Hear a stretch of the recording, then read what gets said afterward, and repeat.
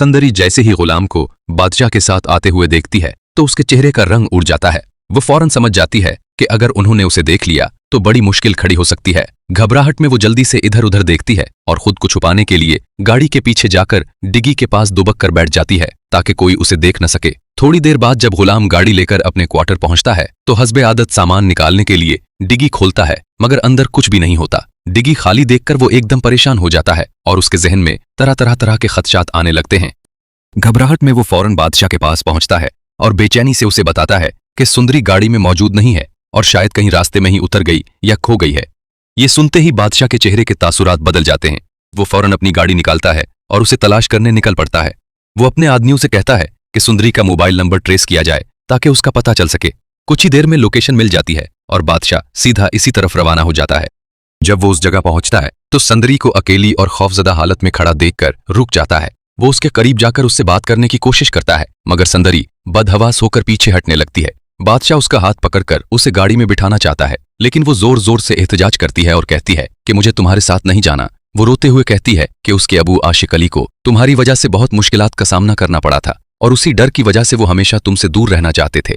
आशिक अली का नाम सुनकर बादशाह चंद लम्हों के लिए खामोश हो जाता है, क्योंकि उसे याद आता है कि आशिक अली तो उसकी फुफ्फी खुर्शीद के खानदान से ताल्लुक रखते हैं। इस बात का एहसास होते ही वो हैरान रह जाता है कि सुंदरी दरअसल उसके अपने रिश्तेदारों में से है। इसके बावजूद वो उसे अपने साथ हवेली ले आता है ताकि अपने वालिद जानदार के सामने सारी बात वाज़ेह कर सके। हवेली पहुंचकर वो जानदार से कहता है कि आपने मुझसे वादा किया था कि अगर मैं अपनी पसंद की लड़की को ले आऊं तो आप हमारी शादी करा देंगे। सुंदरी को देखते ही जानदार के चेहरे पर हैरत और परेशानी साफ जाहिर होने लगती है। उन्हें फौरन एहसास हो जाता है कि मामला बहुत हसास है। घर की औरतें भी इस सूरत हाल से घबरा जाती हैं। आयशा फौरन सुंदरी को एक कमरे में ले जाकर बिठा देती है ताकि वो महफूज रहे और कोई उसे नुकसान न पहुंचा सके। दूसरी तरफ जानदार सख्त गुस्से में गुलाम को बुलाते हैं और उससे सवाल करते हैं कि आखिर ये लड़की यहाँ कैसे पहुंच गई। जानदार गुलाम को सख्ती से डांटते हैं और कहते हैं कि मैंने तुम्हें साफ मना किया था कि इस लड़की को हवेली में ना लाना। वो उसे धमकी देते हैं कि अगर इस मामले को फौरन खत्म न किया गया तो बहुत बड़ा मसला खड़ा हो जाएगा। गुलाम खामोशी से सब कुछ सुनता रहता है, क्योंकि वो अब सुंदरी के बारे में फिक्रमंद हो चुका होता है। इसीलिए वो फैसला करता है कि उसे इस मुश्किल से बचाने के लिए कोई कदम उठाना जरूरी है। रात गहरी होने के बाद गुलाम चुपके से सुंदरी को हवेली से बाहर ले जाता है ताकि उसे उस माहौल से दूर ले जा सके।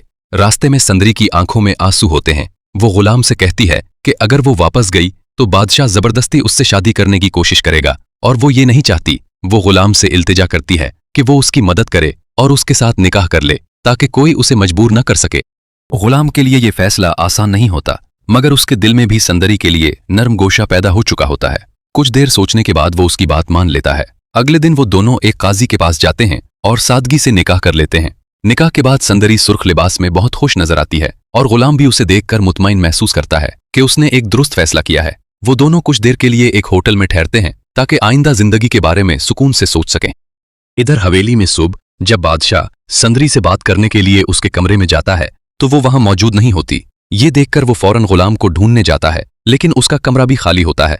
इसी दौरान जानदार तंजिया अंदाज में कहते हैं कि जिस गुलाम पर तुम्हें सबसे ज्यादा भरोसा था वही तुम्हारी सुंदरी को लेकर चला गया है। ये सुनकर बादशाह का गुस्सा काबू से बाहर हो जाता है। वो फौरन अपने आदमियों को हुक्म देता है कि दोनों को तलाश किया जाए। मोबाइल लोकेशन के जरिए आखिरकार उसे पता चल जाता है कि वो कहाँ है। बादशाह सीधा उस होटल तक पहुंच जाता है और गुस्से में दरवाजा तोड़कर अंदर दाखिल होता है। वो गुलाम को पकड़ लेता है और अपने आदमियों से उसे मारने का हुक्म देता है। गुस्से में आकर वो अपनी बंदूक भी निकाल लेता है। इसी लम्हे सुंदरी आगे बढ़कर उसके सामने खड़ी हो जाती है और बुलंद आवाज में कहती है कि अगर गुलाम को नुकसान पहुंचा तो वो अपनी जान दे देगी। वो साफ अल्फाज में बताती है कि वो अब गुलाम की बीवी है और उससे निकाह कर चुकी है। ये सुनकर बादशाह एकदम खामोश हो जाता है और उसके हाथ से बंदूक नीचे गिर जाती है। अपनी मोहब्बत को किसी और के लिए इस कदर बेकरार देखकर वो एक मुश्किल फैसला करता है। आखिरकार वो गुलाम को माफ कर देता है और दोनों को नुकसान पहुंचाने के बजाय उन्हें कबूल कर लेता है। बाद में वो खुद उनके निकाह को सबके सामने तस्लीम करता है और अपने दोस्त की खुशी के लिए अपनी मोहब्बत को कुर्बान कर देता है। वक्त गुजरने के साथ वो अपनी माँ के कहने पर अपनी कजन